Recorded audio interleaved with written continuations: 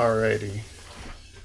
Items aren't fully dead, and in this deck they are used to do a lore hate. So I think a lot of people are noticing that there's a lot of slamming down creatures and racing and top decking to victory. And if you don't have the removal to stabilize and come back, which you're not gonna because there's not a lot of removal now, then you're gonna stay behind and lose. So the concept of this deck is to steal back some lore along the way. Pirate's Life is not in this deck. It's a little too slow, I think, for this deck, and you're just stealing lore anyway, so right now it's not in there. Our sources to steal lore are Donald Duck, one of the stars of this deck. Whenever he challenges another character, each opponent loses one lore. The Matchmaker, same thing. LeFou, banish an item, you gain one lore, they lose one lore. Okay, so if you can get these guys to steal 3, 4, 5 lore by the end of the game, stabilize, then a lot of times you can come back to win. It is an items build. So, Sapphire Coil is giving us removal with Sisu. A Longboat is allowing us to swing into evasives and make things evasive to keep them safe. Medallion Weights is allowing our Sisu and other little things to be able to do significant damage to kill things as well as draw us cards. Medallion Weights on Donald Duck is like actually pretty great. It's pretty crazy how good this is. Potion of Might right now is just in there for more 1-drops, mainly to enable Scrooge to be cheated out early, which you can actually get off in this deck since we have 19 items. The Sword of Shan Yu is a star in this deck. The ability to untap or to ready things and use them multiple times in this deck is really valuable. You can do it with LeFou to do lore shifts. You can do it with a wardrobe to draw extra cards.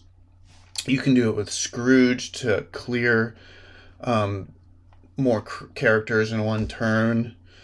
Those are the main ones, right? Those are the really good ones. Gold Coin is going to get us untapped as well sometimes.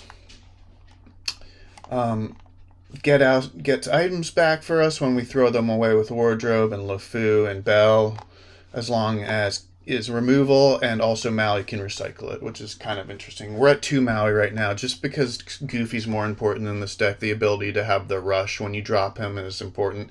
There's no ramp in this blue-red deck, which is unusual for blue-red, so Goofy's important to be able to swing as soon as you play him. Tamato is going to get us our items back. The deck is actually pretty straightforward. You just get board control, and then you're going to have a bunch of nifty little ways to chip away at their lore, take control of the board, and try to sneak a win in, as they try to desperately quest to win the game.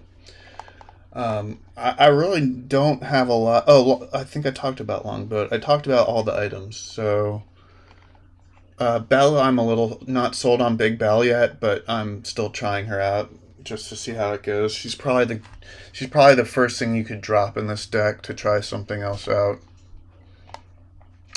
Probably needs one more goof, big goof. So yeah, you might want to drop a Belle for a big goof.